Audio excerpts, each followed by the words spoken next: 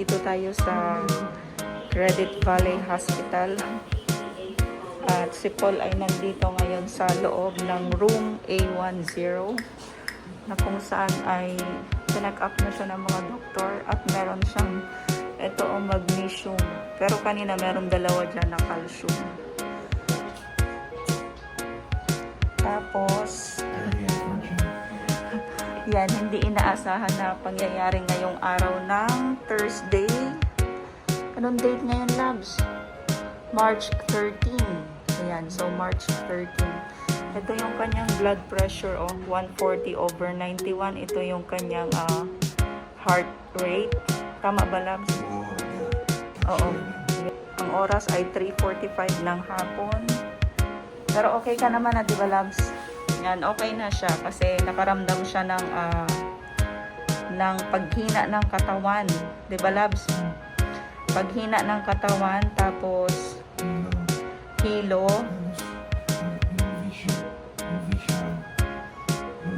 O yung vision niya daw lumabo, tapos naglalaway ka.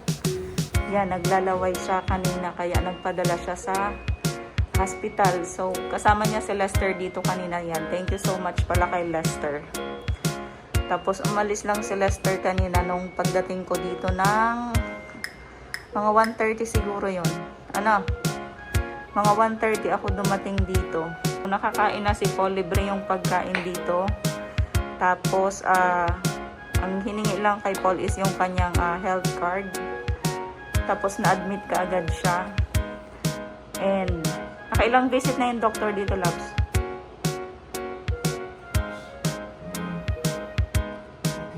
Nakatatlong beses nang punta dito yung doctor kasi minomonitor yung kanya. Anong minomonitor sa'yo? Yan, yung heart rate niya, blood pressure. Ayan, so, nagkaroon siya ng blood works. Ano? So, yung result nun wala pa.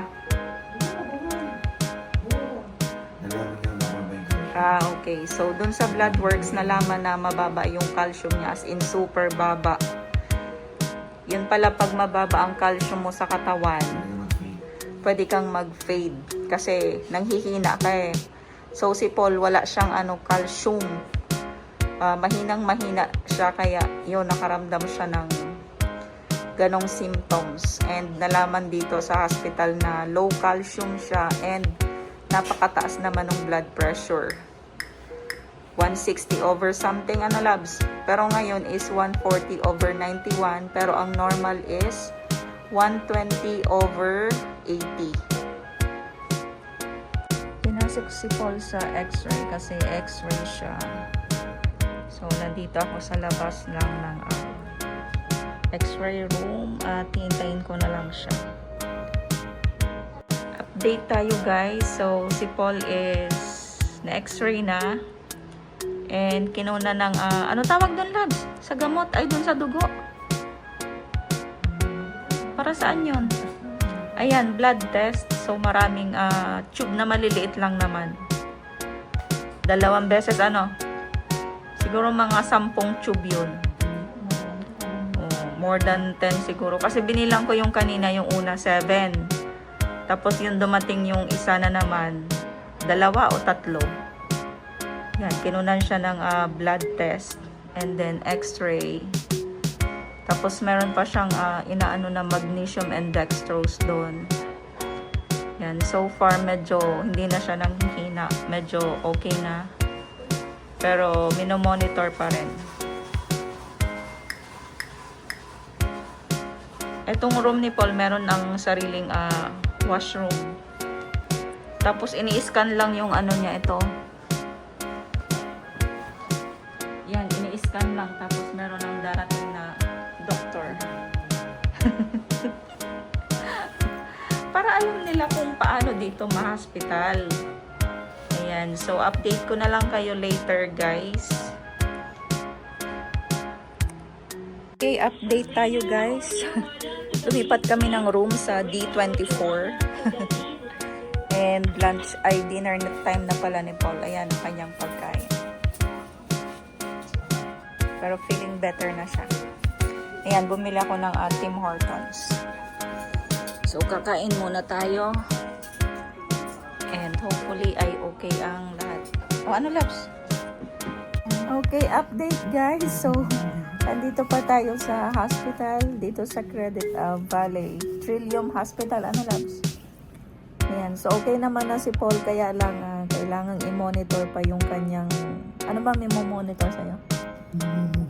Yung puso mo? Yung kanyang heart. Yung kanyang heart kasi... Hindi na daw in love. Yun na lang minomonitor sa kanya. Pero, okay na yung... Yeah, yung calcium niya is okay na. So, parang dapat yung katawan natin hindi pwedeng mawala ng electrolytes. Yung tinatawag nilang electrolytes or calcium. At saka yung magnesium. So, dapat kumain tayo ng mga pagkain na mayaman sa mga calcium at saka sa magnesium.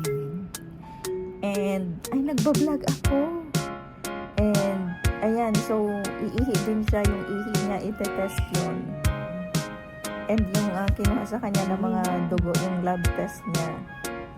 Bukas yung result. So, wala kaming, wala siyang binayaran dito sa, wala pa. Yung, yan, kasi nga merong OHIP. Ay, yun ang ginamit dito sa hospital. Pag nandito kayo sa Canada, ipapresent nyo lang yung OHIP ninyo kasi hihingin yan sa inyo once na dinala kayo dito. So, nandito kami sa isang room. Kami lang dalawa dito sa isang room. So, okay na yung calcium and magnesium niya. Bumalik na sa yung katawan niya, yung lakas. Kaya, yan. Okay, guys. Ayan, sige na.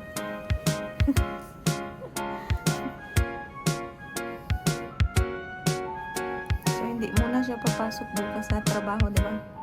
Ako rin, hindi ako papasok sa trabaho. Ayan. Update ko na lang kayo ulit, guys. Okay, so welcome back, guys.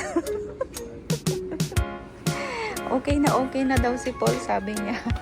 Feeling better at baka makauwi na rin kami ngayong araw. Ayan, so thank you sa mga nurses dito na mababait. Ng mga Filipino nurses. Ayan. Dito na kami sa 3rd floor at ayan. So, wala na si Paul sa mga room, sa dalawang emergency room. Kasi ngayon parang ano na lang, monitoring na lang siya ngayon. Pero still mababa pa rin yung calcium niya. Kaya baka bigyan pa siya ng isang another, ano tawag ng labs? Yung ganun na calcium. Yeah, IV. Ito, oh. Ayan, naka-anim na siya na ganito. Tas isang magnesium. Tas may dextrose. Pangalawa na yata itong dextrose. Ano? Ayan. So, nakihiram na rin tayo ng charger kay ate. Ayan yung pinakain sa kanya. Ito, magnesium yan ang makukuha mo dito. Tas dito is calcium.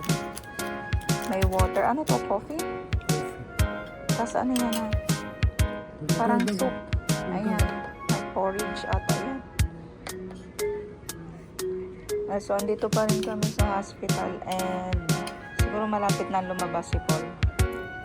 Okay guys, so andito pa rin kami sa hospital ni Paul. Tapos kinuha siya, dinalas na naman siya doon sa titinan yata yung heart niya kasi nga parang may cause ng chest pain kahapon nung pumunta siya dito. Kaya yun yung minonitor dito sa kanya, yung heart niya magdamag ano.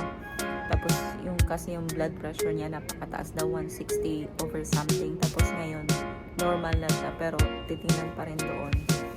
Tapos may in-ultrasound din siya dito sa may neck niya. Tapos yung dito sa may sa puso naman ngayon. So marami ding blood test na mga kinuha. Siguro mga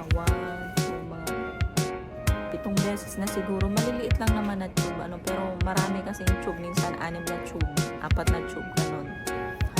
Tapos, yung calcium niya, 6 na 250 ml yata na plastic yung nilagay sa katawan niya kasi mababa yung calcium niya, and then isang magnesium. So yan yung kulang ng body niya, kaya parang nanghina siya.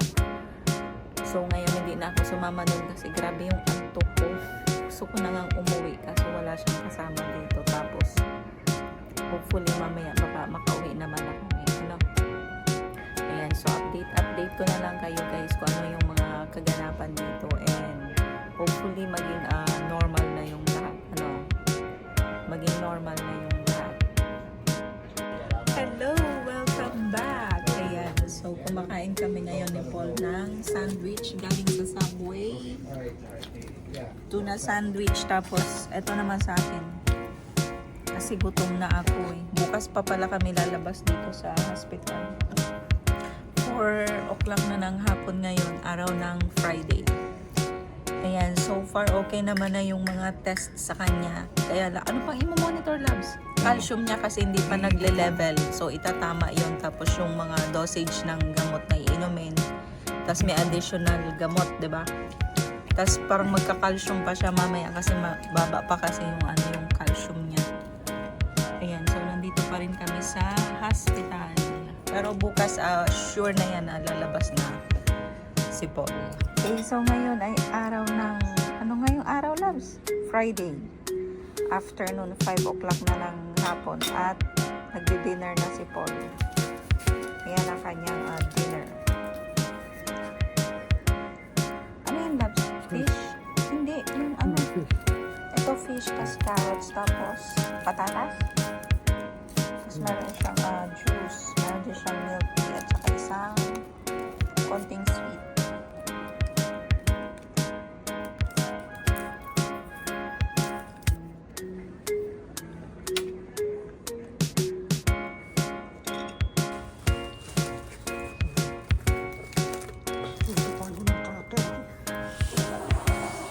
Ayan, so ngayon ay nandito na kami sa bahay ni Paul at nakalabas na siya ng hospital, and naliligo na siya. Actually, nauna nga akong umuwi kasi gusto ko maligo, tapos mag-prepare sana ng gamit papunta doon kung just in case na pabalikin siya. Kaya lang, hindi naman na siya pinabalik, kaya nagpasundo na lang siya doon sa friend niya kay Lester. Oh, thank you so much, Lester, sa mga tulong mo kay Paul pagkatid sa hospital, tapos yung pagsundo ngayong araw ng Saturday at works. And nilagyan din siya ng calcium and magnesium sa katawan, and then minonitor din yung kanyang puso kasi yung pagkawala ng calcium ay may tendency na magkaroon ka ng seizure or heart attack. Kaya importante yung calcium sa body ng isang tao at saka yung magnesium. Ay lalabas kami, pupunta kami ng Shoppers kasi may mga kailangan siyang bilihin ng mga gamot para sa kanyang yun, sa pagkaka-hospital niya. Okay guys, so ito na ang bagong labas ng hospital. Diretso dito sa sa Churches para bumili ng chicken pagkain. Wow! Ang ganda ng panahon na. Kami ng chicken. Kasi gutom ang galing sa hospital. At kailangang pakainin natin ng masarap. Di ba, Amber? And then, bibili din kami ng ice cream at saka ng milk tea. Okay. Sakay na tayo sa sasakyan. Labs, anong lugar ito? Ridgeway. Yan, andito kami sa Ridgeway ngayon. Oops.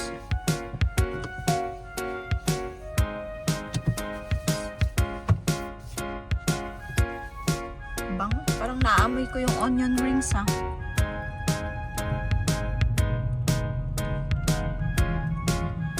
Days and 2 nights ka, lab, sa hospital ah.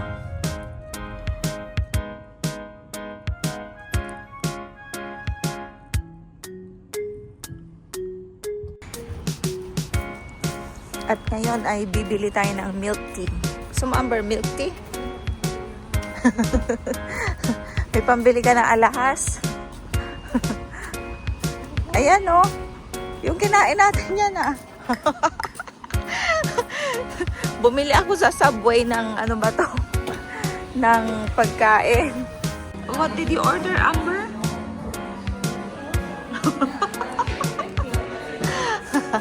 We ordered milk tea here at Gongcha. Okay, and welcome back!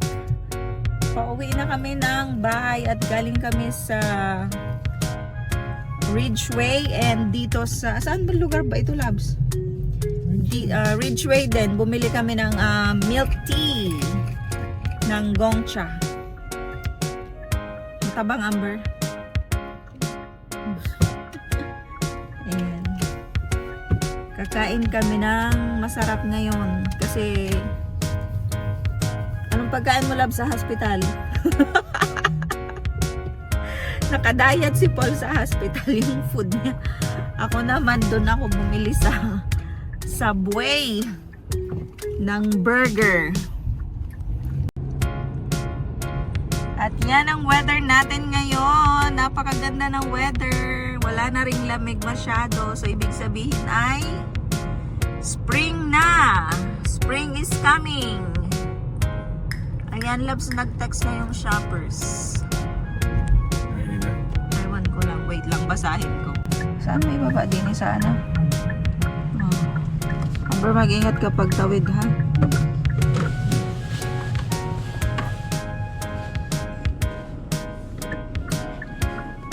See you later. Lamig, anak.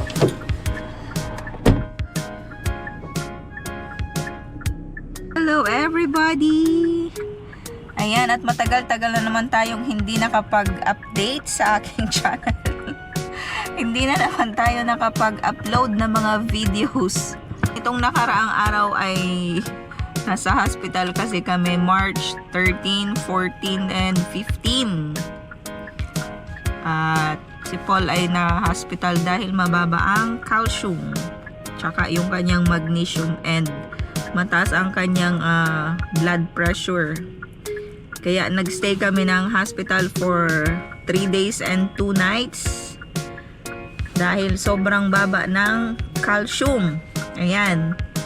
So, sa mga nandito sa Canada, alam nyo na yan na pag nasa hospital kayo o na-hospital kayo ay wala kayong babayaran. Ano? Dahil ipapakita nyo lang yung inyong health card.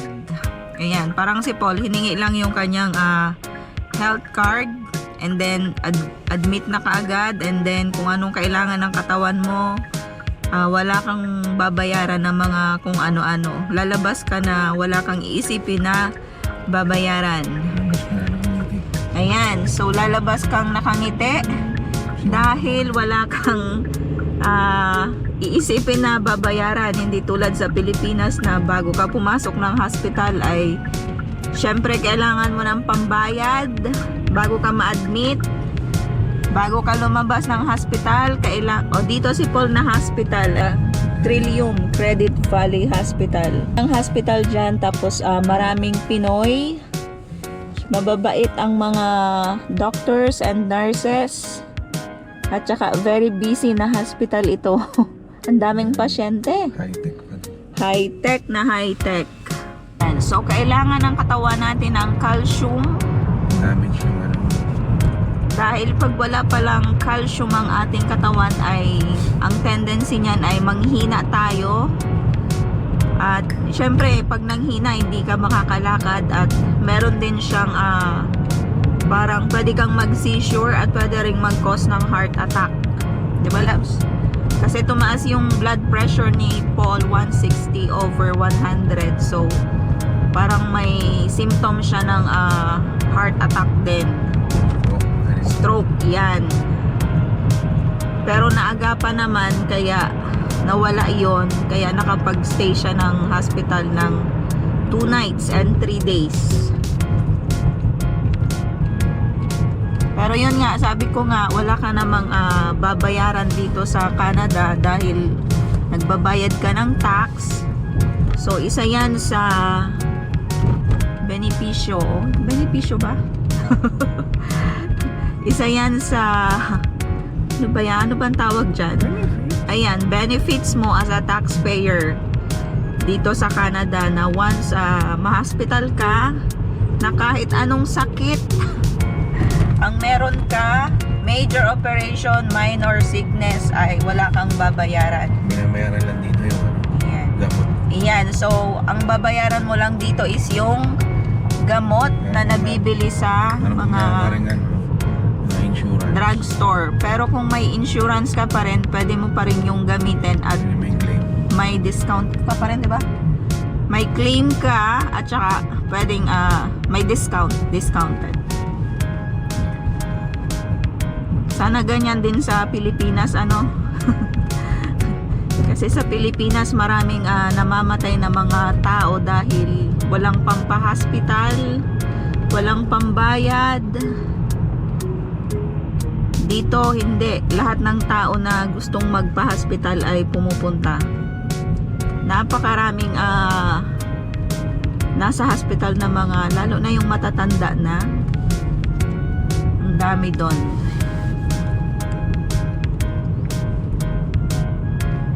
So okay naman na si Paul, nakalabas na, pero sad to say bumalik ulit ng hospital kasi na virus siya. Nag-diarrhea, nag-ubo, naglagnat, Vomit. nag-vomit, tapos nag-chill. So bumalik na naman kami ng hospital and sabi ng doctor is na virus daw si Paul. So hindi natin alam, pwedeng sa hospital din, yun ang sabi doon. Kasi syempre ang hospital maraming tao na may mga sakit, iba't ibang klase ng sakit meron ang hospital na dala ng mga tao. So pwedeng doon niya rin nakuha sa hospital yung virus. Pero so far so good. Okay ka na? Okay na ulit. And hopefully magtuloy-tuloy ang kanyang recovery. Hindi tayo masyadong nakapag-vlog sa hospital kasi lobat ang aming cellphone and ayaw din masyado ni Paul magpakuha ng video. Kaya hindi natapos-tapos yung video ko doon. Guys, so hanggang dito na lang ang aking vlog. And see you sa next vlog. Bye!